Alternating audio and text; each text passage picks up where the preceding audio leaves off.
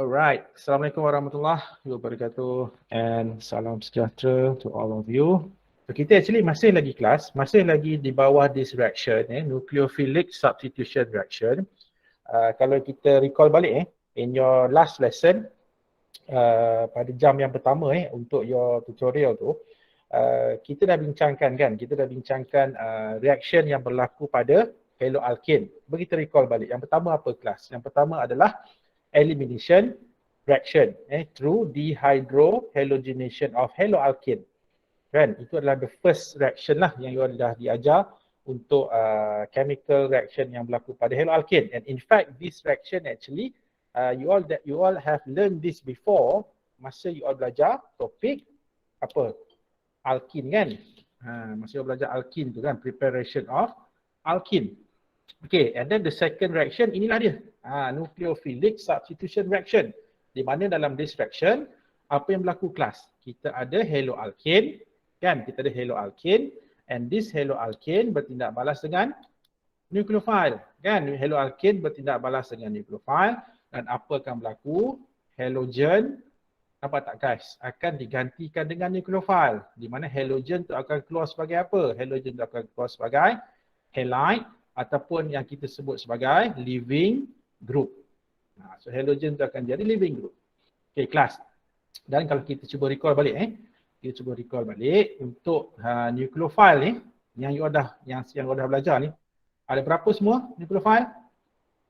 Yang pertama kita ada hydroxide, kan? And then yang kedua kita ada water. And then yang ketiga guys, kita ada alcohol. And then the fourth was alkoxide. And then yang kelima, cyanide. Kan? Cyanida, ion. Okey, apa lagi? Kelas. Yang keenam. Yang keenam kita ada ammonia. Kan? Ammonia. Dan yang ketujuh guys, kita ada acetate ion. So these are the nucleophiles. Okay, ingat lagi So these are the nucleophiles. These were the nucleophiles yang kita akan gunakanlah dalam this nucleophilic substitution reaction of haloalkane, di mana the products, for example kan, let's say kalau kita menggunakan hydroxide and water atau water, kita akan dapat apa guys? Kita akan dapat the product here adalah alcohol. Kan? Kita akan dapat alcohol. Tapi let's say kalau you all gunakan sama ada alcohol ataupun kita tidak balaskan dengan alkoxide kan, remember? So kita akan dapat apa kelas? So ini kita akan dapat ether, remember? Dapat ether kan? Okay, and then kalau kita tidak balaskan dengan cyanide, so ini kita akan dapat nitrile. Okay, and then kalau kita tidak balaskan dengan ammonia, we are going to get what was it? Kita akan dapat primary amine. Kan, primary amine. And lastly, kalau kita tidak balaskan dengan acetate ion guys, kita akan dapat ester. Kan, inilah dia the products. Okay, maksudnya the products here depends on what are the nucleophiles. Apa nucleophile yang kita gunakan dalam the reaction. Okay, cuma hari ni kita tak adalah nak tengok tentang reaction ini sebenarnya. Tapi kita lebih kepada apa tahu guys? Untuk lesson hari ni, kita akan lebih kepada, we are going to look at dalam nucleophilic substitution reaction ni kan, kelas kan bila berlaku reaction, macam mana reaction ni berlaku?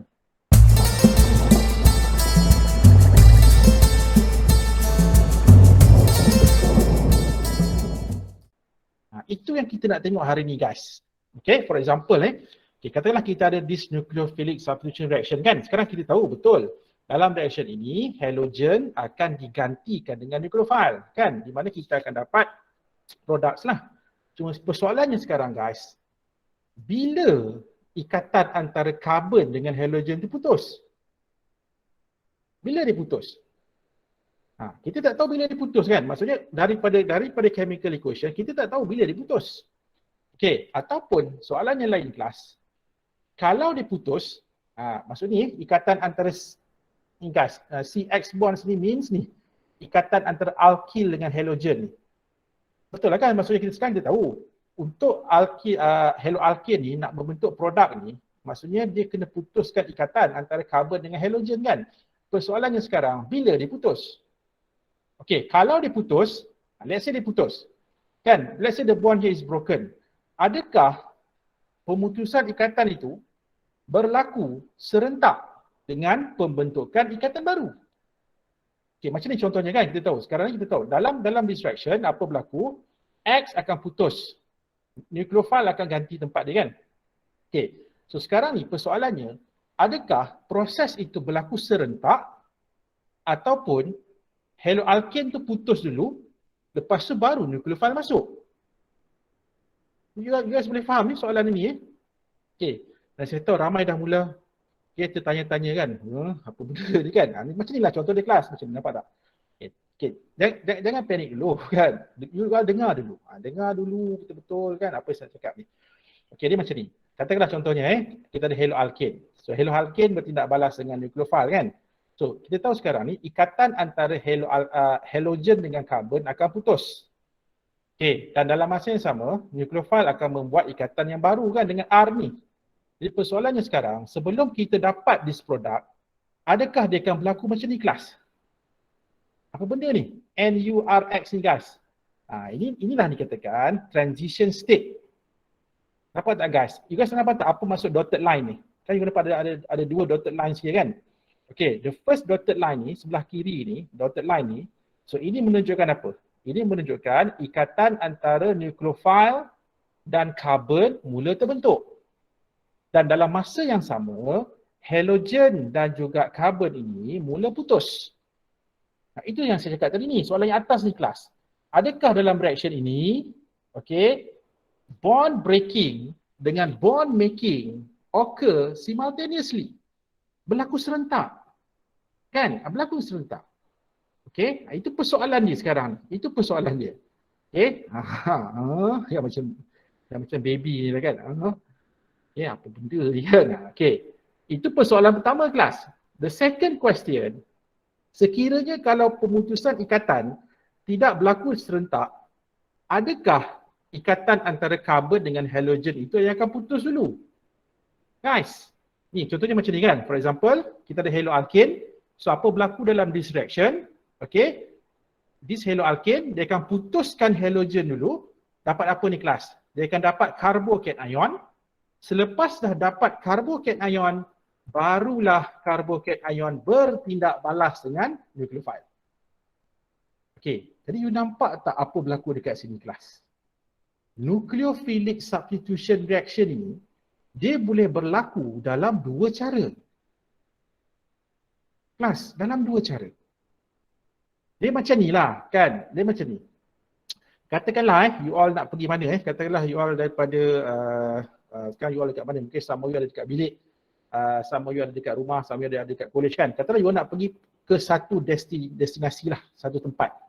Okay, katakanlah nak pergi mana? Katakanlah let's say you all nak balik kampung lah, contohnya kan nak balik kampung.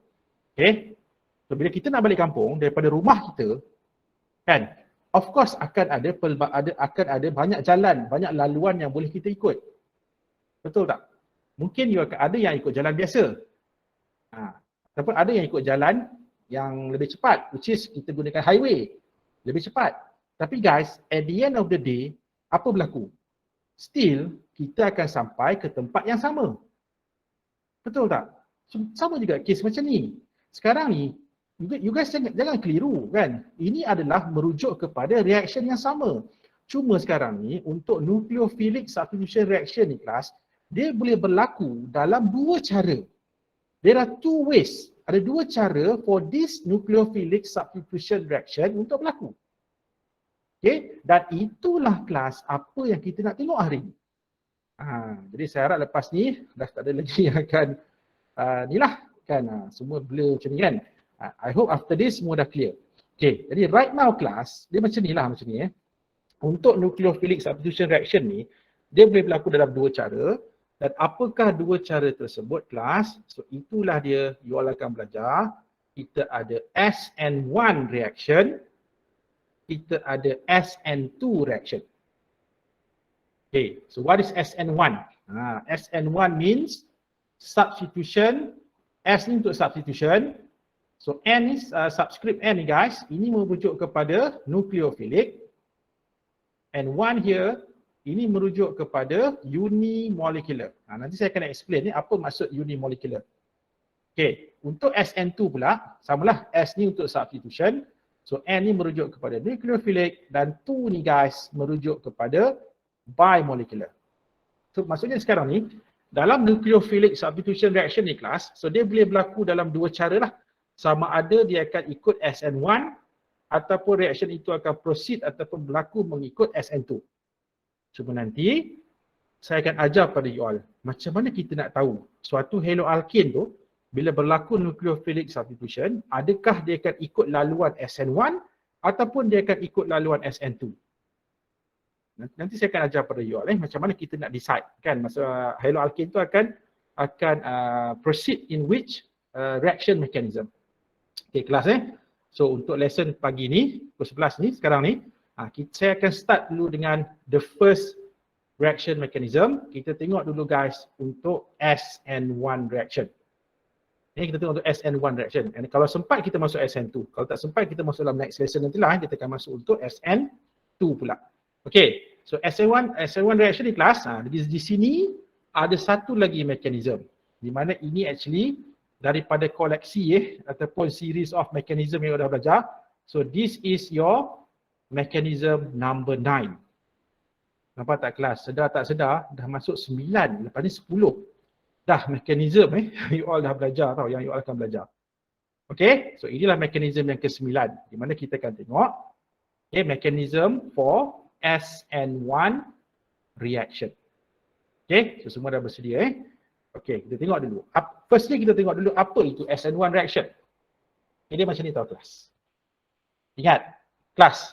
Kalau suatu haloalkane, ingat kalau suatu haloalkane apabila berlaku nucleophilic substitution dan reaction tersebut mengikut SN1 reaction ataupun mengikut SN1 punya path laluan, so reaction tersebut adalah first order reaction.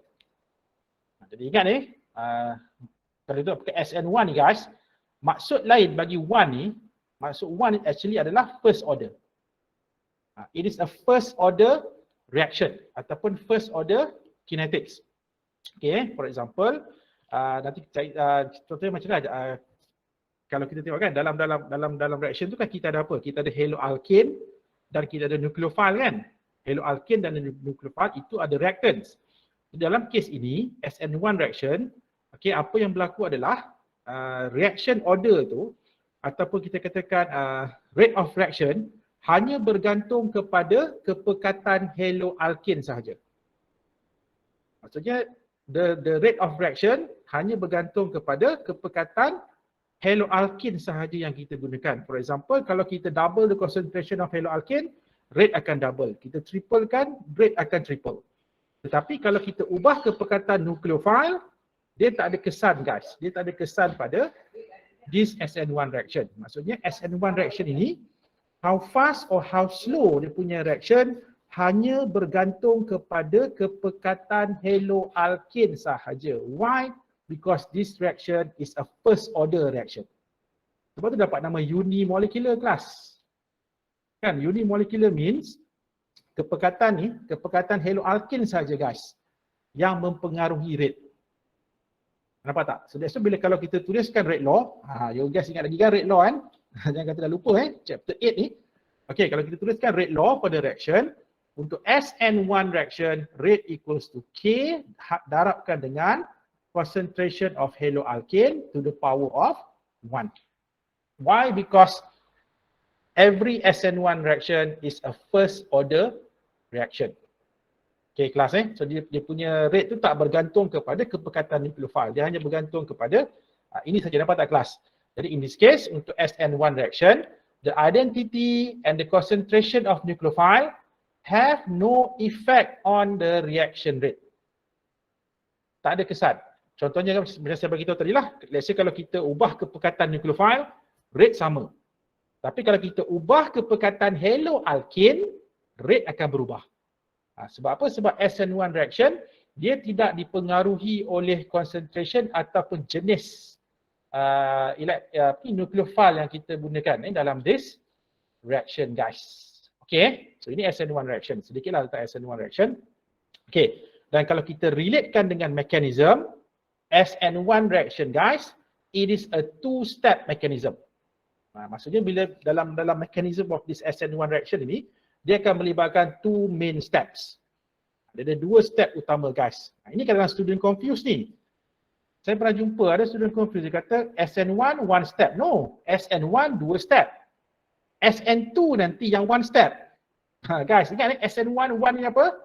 So one ini merujuk kepada first order reaction ataupun unimolecular.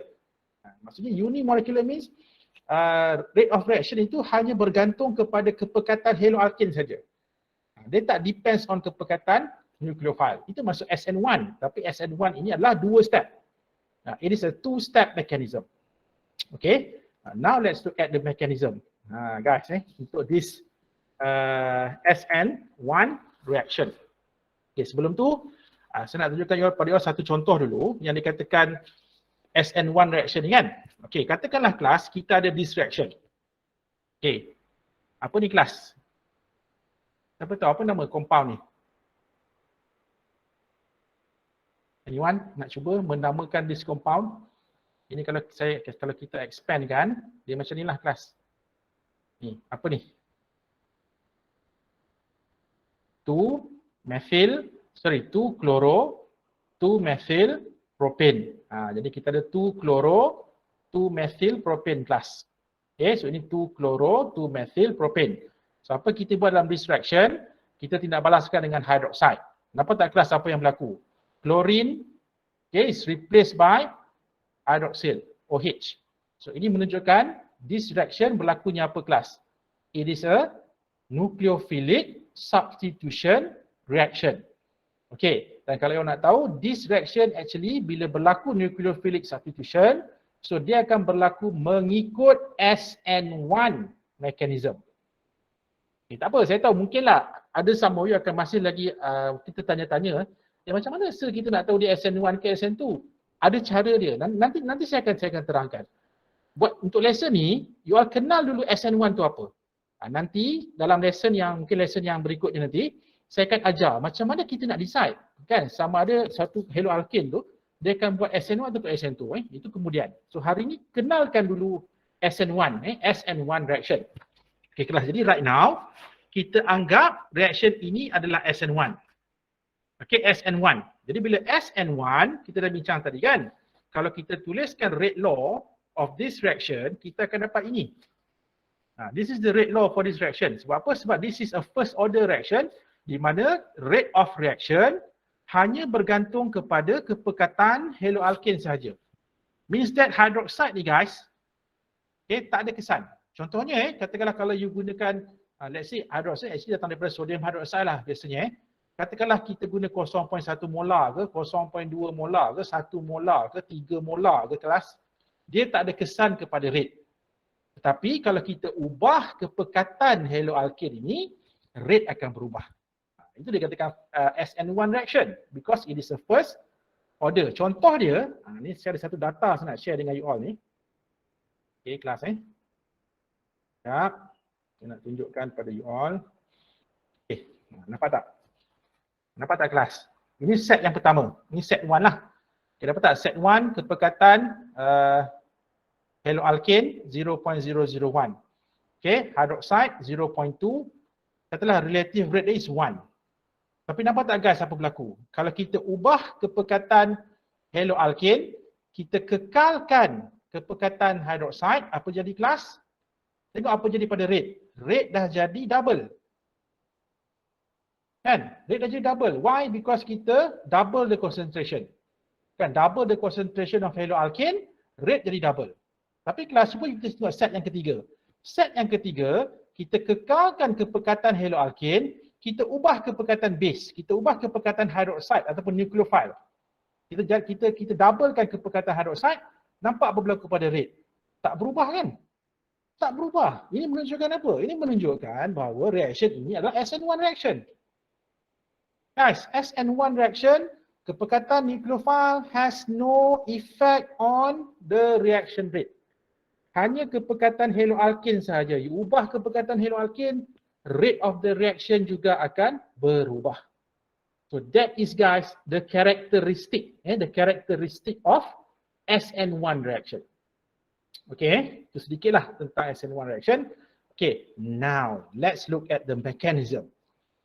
Kita tengok macam mana yang dikatakan mechanism untuk SN1 ini. Okay, kelas. Okay, yang pertama ingat, saya ulang balik sekali lagi, SN1 mechanism is a two-step mechanism. Dia ada 2 step. Okay. Dan apa yang berlaku? You guys ingat tadi persoalan awal-awal yang saya tanya tadi kan? Kan, adakah dalam suatu tindak balas nucleophilic substitution ni, adakah ikatan tu putus dulu, baru ikatan baru terbentuk, ataupun berlaku serentak kan? Okay, dia macam ni. Dalam SN1 mechanism, guys, so keep in mind in SN1 mechanism, apa yang berlaku adalah bond breaking occurs first.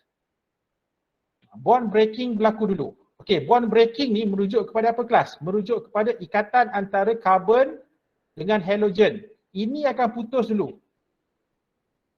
Okey, lepas dah putus, barulah berlakunya bond making. So bond making ni merujuk kepada apa? Merujuk kepada pembentukan ikatan antara karbon dengan nukleofil. Nampak tak? Itu dikatakan bond breaking berlaku dulu. Antara halogen dengan C putus dulu. Lepas tu barulah karbon itu membentuk new bonding dengan nucleophile. Itu adalah SN1 mechanism. Guys, okay? SN1 mechanism. Okay, and since guys, dalam SN1 mechanism, nampak tak apa berlaku? Bond breaking berlaku dulu kan? So, bila bond breaking ni berlaku dulu, apa yang berlaku? Bila halogen ini keluar, halogen ini akan keluar sebagai halide. Nampak tak guys? Halogen akan keluar sebagai halide. So, bila halogen keluar sebagai halide, nampak tak dia buat apa? Dia bawa bersama sepasang elektron. Sebab apa? Sebab halogen is more electronegative than carbon. So, dia akan bawa bersama elektron, sepasang elektron. So, bila dia bawa bersama sepasang elektron, what happened to the carbon here? Alpha carbon ni, apa jadi pada alpha carbon ni? So, this carbon akan jadi kurang sepasang elektron. So, apa guys? Apa kita panggil satu spesies carbon yang kurang sepasang elektron ataupun positively charged? Apa ni? Inilah dia carbocation. Jadi guys ingat, dalam SN1 mechanism, dia akan membentuk carbocation. Okay, sebagai dia punya intermediate. Intermediate ni sepertengahan lah sebelum dapat produk, dia akan form carbocation dulu. And guys, sekali lagi, ingat tak? Sepanjang perjalanan you all ni dalam organik ni kan, especially untuk mechanism, berulang-ulang kali saya dah highlightkan benda ni apa. Ingat guys, every time when it comes to formation of carbocation di dalam apa-apa mechanism, tak kisah guys, apa-apa mechanism, kalau ada pembentukan carbocation, always kita kena consider apa? Berlaku atau tidak, apa kelas? Carbocation rearrangement. Kita kena consider benda ni. Kan, sama ada dia akan buat 1,2 hydride shift ataupun dia akan buat 1,2 methyl shift. Okay? Especially untuk mekanisme yang melibatkan carbocation. And this is also applied here guys. Okay? Ini pun sama. Okay, tak apalah, nanti kita akan tengok contoh. Kita tengok contoh mekanisme. Okay. And then guys, inilah dia. Kita nak pergi pada the mechanism. Okay, so saya dah cakap tadi ada 2 step kan? So what is the first step? So the first step adalah formation of carbocation guys. Okay, so di sini saya menggunakan contoh secara umum lah. Okay, saya menggunakan satu contoh umum lah. So katakanlah here we have this haloalkane. Okay, and this is a tertiary haloalkane. Okay guys, this is a tertiary haloalkane. Kenapa tertiary haloalkane? Sebab this carbon here is bonded to 1, 2, 3 carbon atoms. Nampak tak? Alkyl groups. Okay. Dan you guys kena ingat carbon yang terikat dengan halogen, ini kita sebut sebagai alpha carbon. Ingat kelas carbon which is directly bonded to a halogen atom. So this carbon is kita namakan dia sebagai alpha carbon. Jadi kalau tertiary haloalkane, this alpha carbon is bonded to 3 alkyl groups. So that's why ini adalah satu tertiary haloalkane. Okay. Jadi dalam this SN1 mechanism ni kelas So apa yang berlaku adalah the first step, okay, the first step adalah formation of carbocation. Okay, dan kalau you all nak tahu juga kan, this first step juga dikenali sebagai rate determining step. Dia juga dikenali sebagai ni kelas, rate determining step. Okay, apa itu rate determining step? Okay, kalau nak tahu apa itu rate determining step, okay, rate determining step adalah the slowest step within a chemical reaction. Macam juga saya belajar lah kan, dalam mechanism dia akan melibatkan pelbagai step kan. So step yang paling lambat itulah dia apa disebut sebagai rate determining step. Okay, why? Why? Sebab this step is very crucial. Why kelas ni? Kenapa? Sebab dia adalah akan menentukan the rate of chemical reaction. For example, kalau dekat this step perlahan, the whole rate of the reaction akan perlahan. Kalau dekat step ni dia cepat, the whole rate of reaction akan cepat. Sebab tu rate determining step ni guys, it is a step di mana dialah yang akan menentukan the rate of the whole chemical reaction, keseluruhan. Okay, itu dimasukkan dengan rate determining step. Jadi untuk this step 1, formation of carbocation ion ni guys, dia adalah a slow step. Dia lambat. Okay, sekarang kita tengok kenapa lambat. Kenapa lambat? Kenapa dia tak cepat kan? Okay, dia macam ni. Apa yang nampak berlaku dekat sini?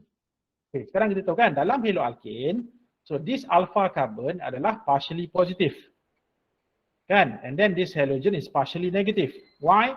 Because, of course lah, you pun dah belajar sebelum ni kan, halogen is more electronegative than carbon. So itu menjadikan halogen is partially negative, okay, dan carbon ni akan jadi partially positive. Okay guys, and then apa berlaku dalam this first step adalah, okay, kan kita bincang tadi kan, dalam SN1 mechanism, apa yang berlaku dulu? Bond breaking berlaku dulu. Which bond yang akan breaks? Inilah dia, the bond between carbon and halogen ini yang akan putus. Dan kelas, kalau you all tengok dalam this first step ni, apabila this halogen putus, nampak tak dia putus macam mana? Dia putus dengan sendiri. Ada ke apa-apa spesies lain yang menarik dia keluar? Tak ada. Dia bukan macam hydrogen. Macam hydrogen tu dia perlu ada something tarik dia keluar baru dia keluar. Tapi dalam kes ini kelas, kita tengok tidak ada apa-apa yang menarik halogen tu keluar. So halogen itu keluar dengan sendiri. Nampak tak? Maksudnya bond breaking itu berlaku dengan sendirinya. So that's why guys, this reaction adalah a slow reaction, a slow step. Sebab halogen tu kena putus dengan sendiri. That's why dia lambat. Okay, that's why dia lambat. Okay, and class, remember, ini you all kena tulis tau. Kan dalam mechanism, this rate determining step ni, yang slow ni, you all kena tunjukkan dalam your mechanism. Okay, kena tunjukkan, kena tulis perkataan ni, slow, it is a slow step. Okay, dan macam mana dia putus? Inilah since halogen adalah more electronegative than carbon. So nampak tak guys, the bond here akan putus. Dan bila putus, dia akan putus secara heterolytically, di mana X akan gets a pair of electrons. Apa jadi pada X? Lepas dia dapatkan sepasang elektron, so dia akan keluar daripada this haloalkane sebagai apa ni kelas? So dia akan membentuk halide ion. Okay, and what happened to this alpha carbon? Asalnya dia berkongsi kan elektron dengan X. Tapi bila X ataupun halogen dah keluar tu dia bawa pula sepasang elektron. Kan tinggallah carbon ini tak cukup sepasang elektron. So that's why guys, this alpha carbon dah tukar jadi apa ni kelas? Dia dah jadi carbocation ion. Inilah dia kelas. Ini katakan formation of carbocation ion ni. Nampak tak? Inilah dia. So the first step, kita akan dapat carbocation ion. Okey. Kelas, okey. Carbocation ion kan? Saya dah bagi tahu tadi kan? Every time kalau we are dealing with carbocation ion, we need to make sure that berlaku atau tidak carbocation ion rearrangement. Okay, in this case kita start dengan apa? Kita start dengan tertiary haloalkane. Jadi bila tertiary haloalkane, kita akan dapat apa ni kelas? Tertiary carbocation ion. Kan? Okay, tertiary carbocation ion stable ke tak stable? Tertiary carbocation ion. Stable or not? Stable. Stable. In fact, it is the most stable carbocation ion. Jadi maksud dia, tak perlulah nak fikir tentang carbocation rearrangement. Sebab we have already dapatkan satu carbocation yang paling stable. Jadi tak perlu kita nak consider dalam this case berlakunya carbocation rearrangement. Tak berlaku kelas. Jadi bila tak berlaku, apa yang berlaku seterusnya guys? Kita terus proceed dengan step 2. Step 2. Jadi apa yang berlaku dalam step 2? Dalam step 2 berlakunya what we call as the attack of nucleophile on the carbocation. Serangan oleh nucleophile pada carbocation. Okey, macam mana cara dia? Right, so dalam reaction ini apa yang berlaku kelas inilah dia. Nampak? Nucleophile. Okay, kita tahu kan nucleophile ni apa? Dia negatively charged dan dia ada lone pair kan? So apa yang berlaku? Jadi this nucleophile akan attack this carbocation. Okay, di mana dia akan buat apa sebenarnya? Dia akan bagi sepasang elektron lah. Ni nampak dia ada sepasang elektron ni kan? So dia akan bagi pada carbocation. Or in other words, this nucleophile akan form a new covalent bond with this carbocation to produce the main product. Okay, to produce the final product. Dan guys, perasan tak? Apa beza dengan step 1? Step 1 tadi slow kan? Nampak? Step 1 slow. Tapi when it comes to second step, dia dah jadi cepat guys. Kenapa? Siapa boleh beritahu saya? Kenapa step 2 ni fast? Guys, kenapa step 2 ni cepat?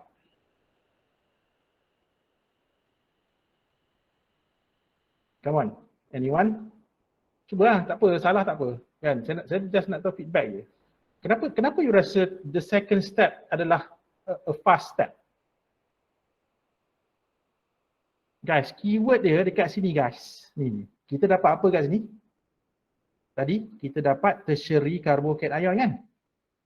Tertiary carbocation stable ke tak stable? Stable. In fact, paling stable. Kan? Paling stable. Jadi bila paling stable, that's why bila berlaku tindak balas dengan nucleophile, that's why dia akan bertindak balas dengan cepat. Nampak tak guys? Dia first step saja yang slow tau. Tapi when it comes to the second step, dia dah jadi cepat sebab apa? Sebab nucleophile bertindak balas dengan carbocation yang stable. That's why second step adalah fast. Guys. Jadi ingat ini beza dia step 1 dengan step 2. Step 2 adalah slow step. Tetapi, step 1 adalah slow step. Step 2 adalah a fast step. Step yang lebih cepat. Okay, and finally guys, kita akan dapatlah kita punya produk here. Okay, nampak ini dia dikatakan SN1 mechanism. Tapi ini secara umum kejap lagi kita akan tengok a few examples yang lebih spesifik. Guys ini secara umum inilah dia. Apa yang berlaku di dalam SN1 reaction mechanism. Okay, now let's move on to the real deal lah. Kita pergi pada the actual reaction guys. Okay, ini tadi saya dah share dengan you all these questions yang saya kata saya nak gunakan dalam kelas hari ini kan. Okay, now everybody please look at example 1. Okay, example 1. Okay, write the mechanism, guys, write the mechanism for the following reaction. Okay, write the mechanism for the following reaction. Okay, sekarang ni kita nak buat untuk SN1 lah. Kita buat untuk SN1. Okay, so ini adalah SN1, katakanlah reaction ni adalah SN1 reaction. Jadi macam mana kita nak tunjukkan kan dia punya reaction mechanism. Okay, yang kita dah bincang tadi. Guys, okay, apa ke dalam step 1? Step 1 melibatkan formation of carbocation. Di mana kita tahu sekarang ni ikatan antara klorin dengan karbon itu akan putus dulu. Kenapa putus pergi pada klorin? Because klorin is more electronegative than carbon kan. Jadi this bond here akan break first. Ini akan putus dulu kelas. So bila putus dulu, apa jadi? Klorin itu akan keluar sebagai chloride dan dia akan meninggalkan alpha carbon itu akan membentuk carbocation guys. So in this case, nampak tak? Kita juga dapat tertiary carbocation. Okay, tertiary carbocation. That's why dalam this case tidak berlaku any carbocation rearrangement. Okay, dan sekali lagi saya ulang balik Ingat, untuk first step dia adalah rate determining step. So rate determining step adalah suatu slow step. So that's why perkataan slow ni, you all kena tunjukkan di dalam your mechanism untuk step 1 ni guys. Okay, jadi ini apa yang berlaku guys. Apa yang berlaku dalam step 1. Okay, and then in step 2, apa berlaku adalah a nucleophilic attack on the carbocation. Okay, dalam kes kita punya reaction tadi, nucleophile apa? Nucleophile adalah hydroxide. Guys, hydroxide. Jadi apa yang akan berlaku? Hydroxide akan bertindak balas dengan this carbocation ion. Okay, sekarang kita tahu kan dekat oksigen ni kan ada lone pair. Kan? Ada 3 lone pair dekat oksigen ni kan. Jadi apa yang berlaku? This hydroxide akan attack this carbocation ion by dia akan bagi satu lone pair pada this carbocation ion, or in other words, dia akan membentuk a new covalent bond with this carbocation ion, and finally guys, apa berlaku? Oh sorry. Kita akan dapat kita punya final product which is an alcohol, ataupun kita akan dapat suatu tertiary alcohol. Dan jangan lupa untuk second step, dia adalah a fast step. Okay, tindak balas yang cepat. Jadi you guys kena tuliskan perkataan fast tu dekat dalam your mechanism. Okay, so ni pun simple tak susah sangat Okay, kita tengok pula contoh yang kedua. Okay, contoh yang kedua, masih lagi kelas, dia masih lagi melibatkan tindak balas untuk menghasilkan alkohol. In fact, kalau you all tengok kan, kita still dapat the same alcohol, nampak tak? Kita dapat alkohol yang sama, cuma kali ni guys, tadi kita tindak balas dengan apa? Tadi kita tindak balaskan dengan hydroxide. Guys, tadi nampak tak? Kita tindak balaskan dengan hydroxide. Dan you all pun dah tahu kan, hydroxide ini adalah strong nucleophile. Dia adalah strong nucleophile. Okey, dan kita akan dapat alkohol. Dan kita kan ada 2 cara kan dapat alkohol kan daripada haloalkane. Sama ada kita gunakan hydroxide ataupun kita tindak balaskan dengan air. Okey, itulah dia guys, the second example. The second example, still tindak balas yang menghasilkan alkohol, tetapi cara dia lain. Di mana kita tindak balaskan haloalkane dengan water yang kita tambahkan sedikit base. Tapi dalam kes ini, water lah kita tindak balaskan dengan air kelas. Ataupun kita buat hydrolysis. Hydrolysis means reaction with water. Okay, hydrolysis of haloalkane. Okay, jadi apa yang berlaku kalau kita tengok dekat sini, nampak tak? Still kita an alcohol. Okay, cuma sekarang ni kita nak tengok macam mana pula dengan dia punya mechanism. Okay, basically the steps involved are still the same. Maksudnya ada 2 steps. Apakah the first step? Sama juga kelas. The first step adalah formation of carbocation ion, di mana apa yang berlaku adalah the bond between halogen which is bromine in this case dan juga carbon akan break sendiri dengan sendiri, putus dengan sendirinya, di mana this bromine akan get a pair of electron dan dia akan keluar sebagai bromide ion. Okay, dan apa jadi pada alpha carbon tadi? Ni alpha carbon. So this alpha carbon akan tukar jadi carbocation ion, dan in this case guys, kita dapat apa tu? Kita dapat suatu tertiary carbocation ion. Jadi tak perlulah you all nak consider berlaku atau tidak rearrangement sebab kita dah dapat tertiary carbocation ion. And remember this, ni jangan lupa, this is a rate determining step. So this step is a slow step, sebab tu you all kena tulis perkataan slow ini guys. Okay, boleh everyone? And then they proceed dengan step 2. Okay, step 2 kali ni dia berbeza dengan example 1 tadi. Example 1 tadi, because we are using a hydroxide sebagai nucleophile. Kita menggunakan hydroxide sebagai nucleophile. Dalam this reaction, the nucleophile is water. Nampak tak kelas? Itu perbezaan dia. Jadi dalam kes ini, apa yang berlaku dalam step 2 adalah water molecule itself yang akan attack this carbocation ion. Nampak tak perbezaan? Tadi kita guna hydroxide. Kalau kita guna hydroxide itu yang akan attack carbocation ion. In this case, since the nucleophile is water, so water guys yang akan bertindak balas dengan carbocation ion. So macam mana cara dia? Kan dalam air ni guys, dekat oksigen kan ada 2 lone pair kan? Ada 2 lone pair. Jadi apa akan berlaku? Water molecule akan gives ataupun dia akan share one of this okay, electron pairs ni dengan this carbocation, so dia akan membentuk apa kelas? Kita akan dapat suatu compound ni yang dikenali sebagai apa ni? Inilah dia, kita akan dapat protonated alcohol. Nampak tak? Kenapa protonated alcohol? If you look at this structure, ini bukan alkohol. Alkohol sebenarnya OH kan? Jadi kita ada OH2 plus. Maksud ini adalah protonated alcohol. Okay, protonated alcohol dan oksigen adalah positively charged, nampak tak? Adalah protonated alcohol. Okay, and then macam mana nak dapatkan produk? Nak dapatkan alkohol. So to get the alcohol, which is the final product ataupun produk yang akhir dia, apa yang berlaku adalah seterusnya, guys, this protonated alcohol akan remove proton. Dia akan remove H+. Okay, ingat lagi kan? Nak remove H+ ni, dia tak boleh keluar dengan sendiri, guys. Hydrogen ni dia degil. Dia susah nak keluar sendiri. Dia kena ada something yang pull dia keluar, baru dia keluar. Dalam this case, apa yang akan tarik hydrogen ni keluar, guys, adalah water juga. Air juga yang akan tarik dia keluar. Jadi apa berlaku? Seterusnya, this protonated alcohol akan bertindak balas dengan another water molecule, and this water molecule, samalah apa dia akan buat, dia akan give a pair of electron to this H here, or in other words, dia akan tarik H tu keluar. So bila H ini keluar kelas, dia akan keluar sebagai H+. Bila keluar sebagai H+, and this H+ akan bind dengan this oxygen, nampak tak dia membentuk apa ni? Dia akan membentuk H3O+. Okay, and then what happened to the previous bond here? Ni bond dekat sini, so bila H keluar kan, H keluar sebagai H+ kan? Jadi dekat sini dia tak bawa elektron. Jadi apa akan berlaku? Sepasang elektron dekat sini akan goes back to this oxygen. So apa berlaku dekat oxygen ini, guys? Nampak tak? Dia akan ada 2 lone pair.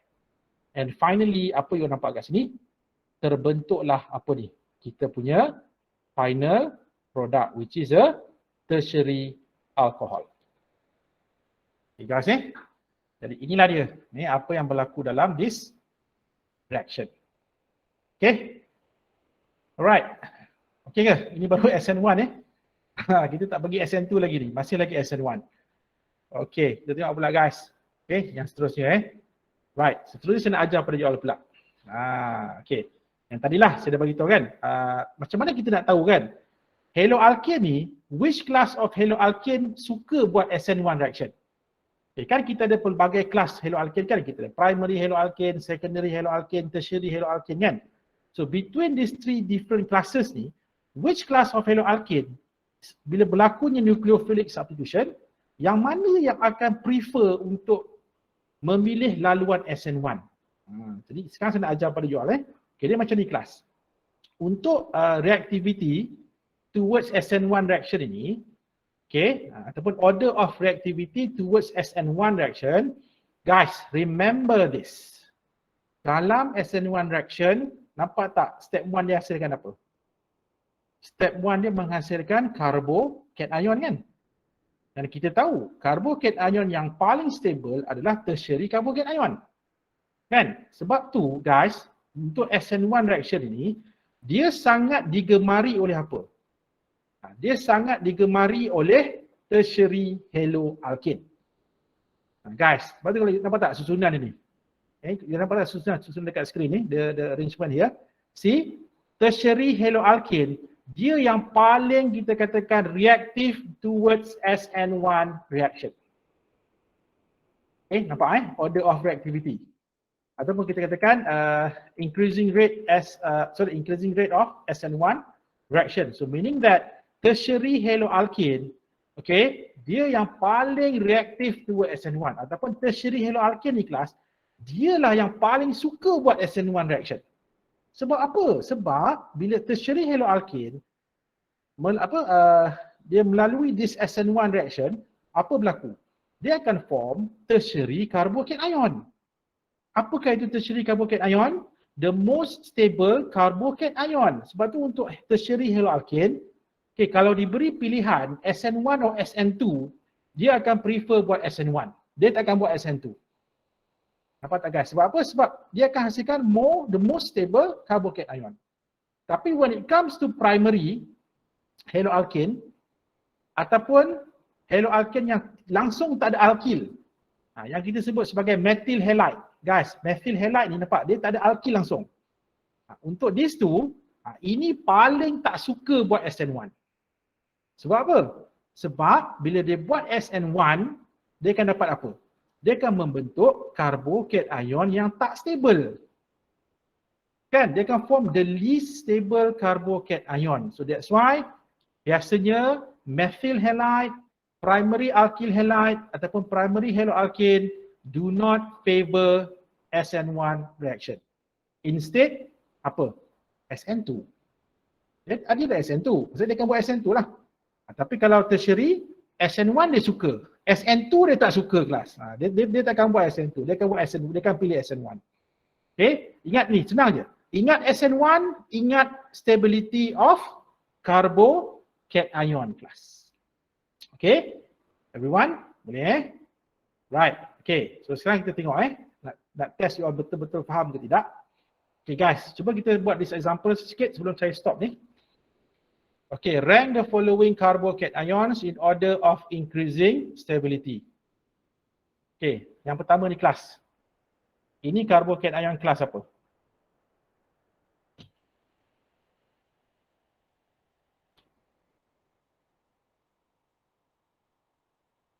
Tertiary.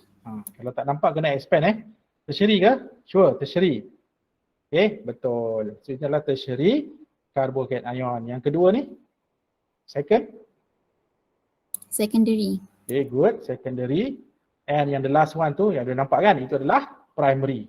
Jadi sekarang ni kalau kita tengok kan, kalau kita susun, okay, yang paling kita katakan stable adalah tertiary carbocation. The least stable adalah primary carbocation. Actually you dah belajar dah ni sebelum ni kan dalam chapter 11 kan. Stability of carbocation ni just saya ulang balik sebelah untuk nak refresh balik. Sebab nanti dalam UPS 2 pun masih lagi masuk chapter 11 ni, Introduction to Organic. Okay, kelas terusnya. So yang the first, kalau kita tengok yang pertama ni, here. So ini apa? 1, 2, 3. Yang pertama ni apa kelas? Apa kelas? Primary, secondary or tertiary?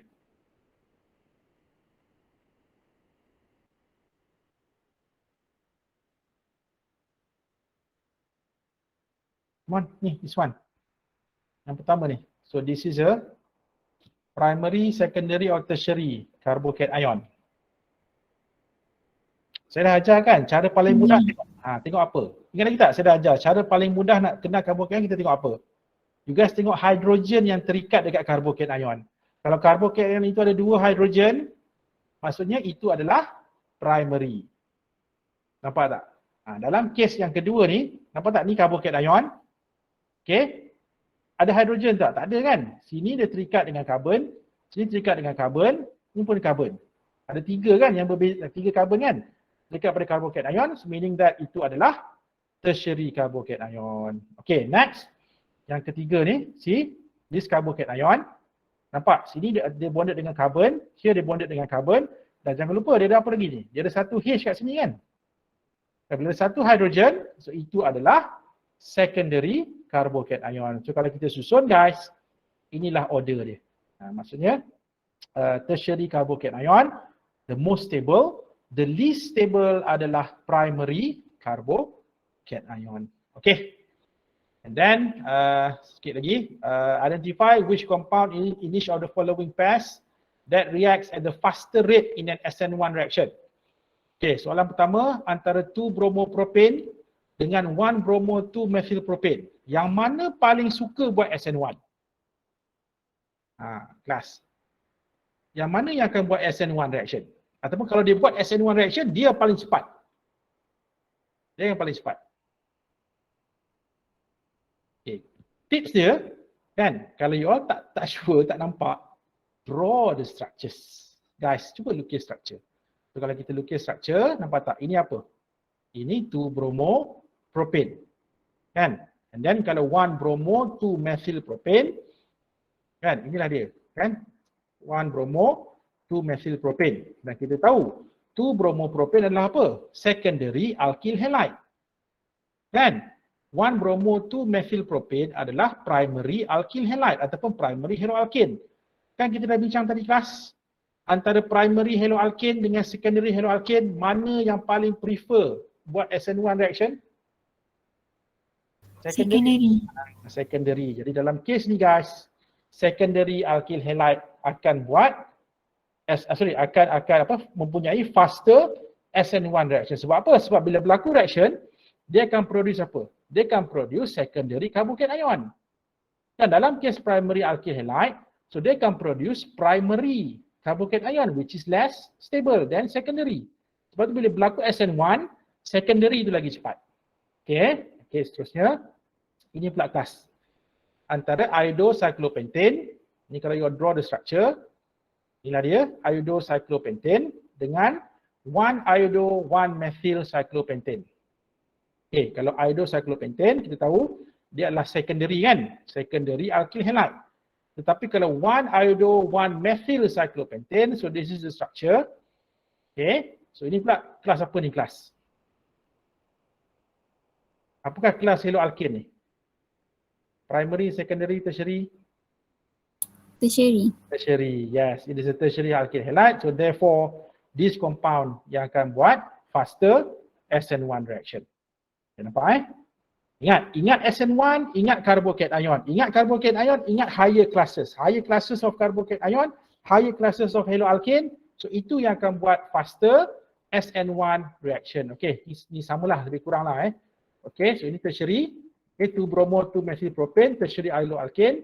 And then kita ada 1-bromo 2-methylpropane which is a primary haloalkane. So that's why guys, in this case, tertiary haloalkane akan buat faster SN1 reaction.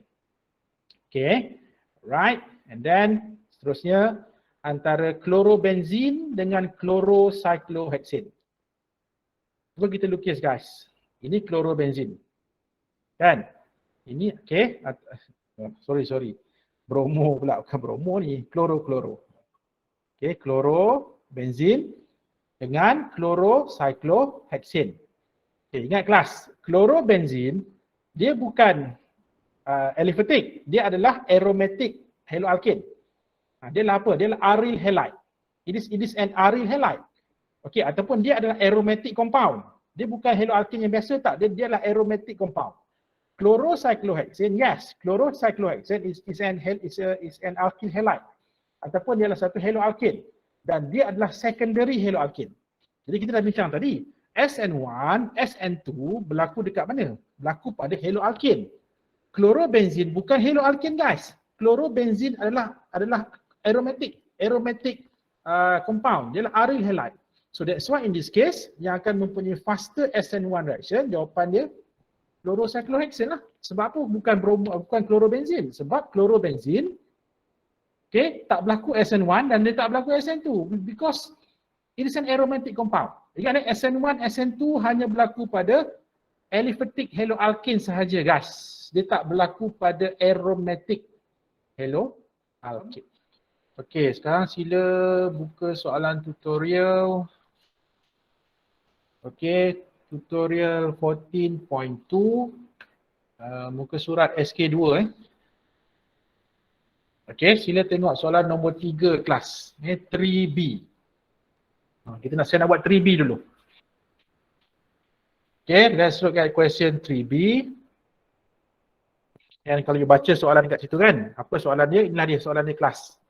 If the conversion of X to H is a first order reaction, write the reaction mechanism. Ni, daripada X to H. Ni nak tengok daripada mana ni? You guys tengok dekat reaction scheme dekat atas tu. Okay, sekarang kita tahu kan X apa X? So X adalah 2-bromopropane. Guys, X. Jadi apa berlaku? Kita nak dapatkan H. Kita dah bincangkan ni kan? Dalam tutorial semalam kan? Bukan hari apa tu? Semalam lah kan? Kita punya tutorial kan? Okay. So guys, dapat apa guys? Kalau kita nak balaskan 2-bromopropane dengan methanol, dan kita panaskan, dapat apa? Ingat lagi tak? Kalau kita ada haloalkane, guys, kita tindak balaskan dengan alkohol. Okay, and then kita panaskan, dapat apa? Dapat apa? Ni, ROR ni. Apa guys? Kita akan dapat apa ni? Ether. Kita akan dapat ether kan. Jadi apa berlaku dalam kes ni? Okay, bromin. Ni kan bromin ini akan digantikan dengan apa? Akan digantikan dengan OCH3. Ni guys, akan digantikan. Akan substituted with this bromine. Okay, maksudnya ini akan this OCH3 akan substitute this bromine and kita akan dapat apa? Kita akan dapat this ether class. Apa tak? Kita akan dapat ether. Dapat tak ni? Dapat OCH3 menggantikan Br. Jadi kita akan dapat ether kan? Dan side product dia apa? Side product dia adalah saya tulis kat bawah ni lah side product dia adalah HBr. Hydrogen bromide. Okay, ini in terms of the reaction lah. Okay, cuma soalan ni sekarang dia nak apa? Dia nak kita tuliskan mekanisme untuk this reaction sekiranya reaction ini berlaku mengikut first order reaction. Okay, kelas kita dah bincang tadi. Kalau reaction itu adalah first order, haloalkane itu akan buat which mechanism? SN1 ke SN2? First order. SN1. SN1. Jadi kalau first order, ingat first order SN1. Second order SN2. Itu second order. Itu nantilah kejap lagi kita akan bincang SN2. Kita habiskan soalan ni dulu. Nanti lagi saya akan masuk untuk SN2 mechanism. Okay. So right now kita tahulah reaction ini adalah merujuk kepada SN1 reaction mechanism. Sebab tu kelas, you all kena prepare tau. Kadang-kadang dalam soalan, dia tak mention reaction itu SN1 ke SN2, dia tak bagi tahu. Tapi dia bagi tahu dalam bentuk macam ni. Dia katakanlah reaction ini adalah first order, ataupun katakanlah reaction adalah second order, ataupun katakanlah dalam this reaction, kepekatan nukleofil tidak mempengaruhi reaction rate. Jadi kita tahulah itu semua maksud dia sama je apa. Maksud dia adalah satu saja apa. Maksud dia adalah reaction itu berlaku mengikut SN1. Sebab you kena prepare tau. Sebab biasalah soalan PSPM kan. Soalan PSPM ni kalau tak mencabar bukan soalan PSPM. Sebab tu dia akan bagi soalan di mana you all kena think out of the box. Dia tak bagi direct. Tapi kita kena faham bahawa itu merujuk kepada SN1 reaction guys. Okay. Right. So now let's look at macam mana kita nak buat mekanisme ni. Okay. So seperti biasa kita you all dah belajar tadi.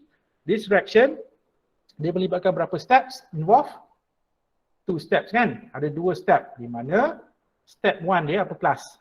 Ni, formation of carbocation. So apa berlaku dalam ni? Sekarang kita tahu this halogen adalah partially negative. So this carbon is partially positive.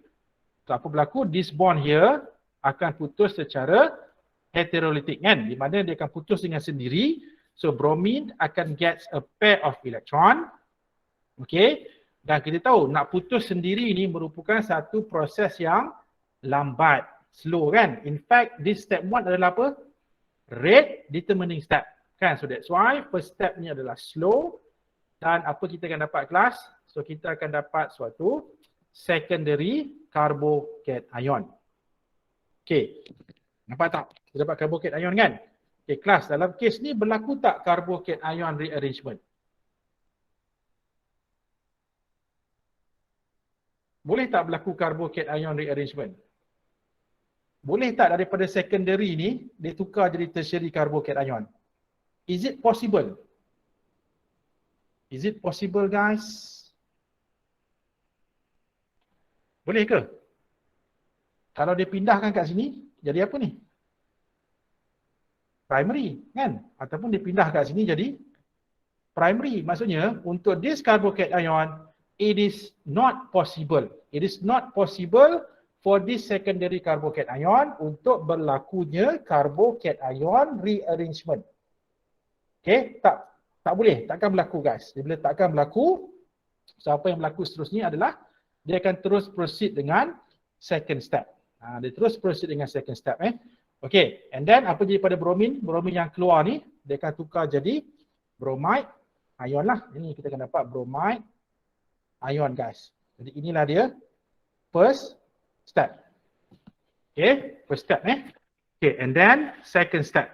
Nah, dalam second step, berlakulah apa? Berlakulah nucleophilic attack on the carbocation. And in this reaction, apa kita punya nucleophile? The nucleophile adalah alkohol.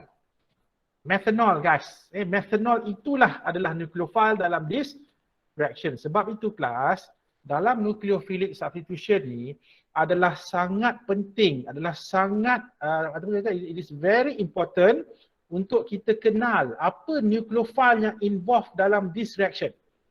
Sebab apa? Sebab dalam bila kita buat mekanisme nanti, itulah nucleophile yang kita akan tunjukkan dalam this step tu. Berarti you kena kenal tu, apakah nucleophile yang terlibat.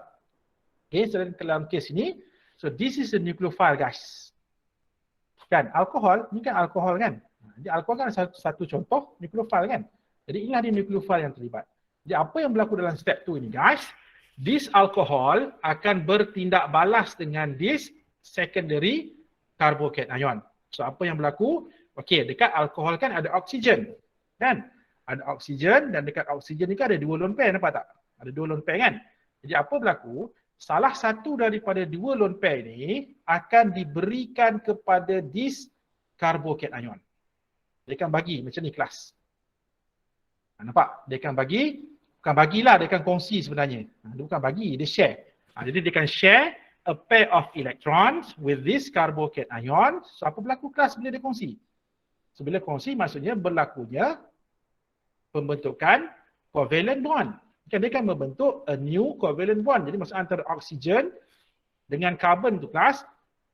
Kelas you all jangan buat macam saya buat ni. You all buat lurus lah. Sebab saya tak ada ruang. Saya buat arrow tu ke bawah.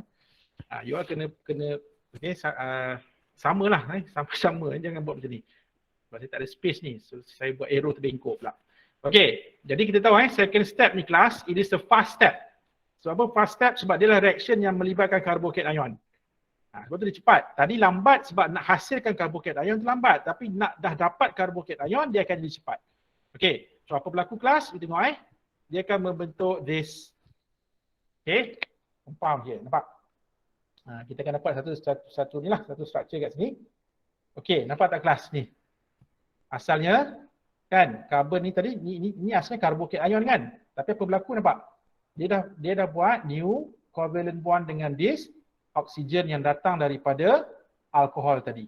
Nampak dia akan buat, okay? Dan tengok apa jadi pada alkohol, asalnya ada 2 lone pair. Kan? Tapi sebab dah share satu dengan carbon ni, dia dah tinggal 1 lone pair sahaja. Dan kalau kita tengok guys, guys perasan tak dekat oksigen ni saya letak dia positive charge kan? Why? Because cuba you all kira ni. Cuba kira dia punya formal charge. 6 minus 2 minus 1, 2, 3. Berapa? 6 tolak 2 tolak 3, kita dapat plus 1 kan? So that's why guys, this oxygen is positively charged. Sebab tu dia positif. Sebab dia, kalau kita kira formal charge dia, kita akan dapat positif guys untuk this oxygen. Tapi kena ingat guys, ini bukan final product ni. Kan, kita tahu dalam this reaction, kita akan dapat apa? Finally, kita akan dapat ether. This is not an ether guys. Ini not an ether. Ini bukan ether. So macam mana nak membentuk ether? Macam mana nak bentuk ether? Nak bentuk ether maksudnya this compound here dia kena buang apa? Dia kena buang this H. Betul tak? Ni, dia kena remove H ni keluar. Baru dapat ether kan? Dan kita pun dah bincang sebelum ni, hydrogen gas. Hydrogen ni kan stubborn, degil. Dia tak boleh keluar dengan sendiri. Dia tak macam halogen Halogen dia boleh putus sendiri, tak ada masalah. Hydrogen kalau dah terikat memang susah nak keluar kelas. So, kalau nak keluarkan hidrogen, kena ada something tarik dia keluar. Barulah hidrogen dia akan keluar. Jadi apa yang akan tarik hidrogen ni keluar supaya ether itu terbentuk? Inilah dia kelas. Apa yang berlaku tahu? Ingat lagi tak bromide? Masihkah anda ingat bromide ini yang dihasilkan dekat mana? Dalam step 1 remember? Kan bromide dihasilkan kan? So apa berlaku guys? Bromide inilah yang akan pujuk H ni keluar. Ataupun yang akan tarik hidrogen tu keluar. So macam mana dia tarik hidrogen ni keluar? So hidrogen ni, sebab apa dia tak nak keluar? Sebab dia tahu kalau hidrogen ni keluar, dia akan keluar sebagai H+. Kan? Bila H+, H+ ni dia electronless. tak ada elektron guys. Jadi apa berlaku? That's why kenapa hydrogen ni keluar juga, sebab dia tahu bromide ni akan share sepasang elektron dengan this hydrogen ion kan. Jadi what happen here is this bromide akan they akan share a pair of electron with this hydrogen, or in other words dia akan tarik H ni keluar. So H ni akan keluar sebagai H+, dan this H+ dengan this bromide akan bergabung jadi apa? Kita akan dapat HBr. And then what happen to this bond here? Nah, ikatan dekat sini akan putus. So bila ikatan dekat sini putus, sini kan ada sepasang elektron kan? So mana akan pergi this elektron? This elektron akan kembali semula kepada oksigen. Dan guys, tengok apa kita dapat. Finally, nampak? Kita akan dapat kita punya ether. So inilah ether kita kelas. Okay, so this is our ether.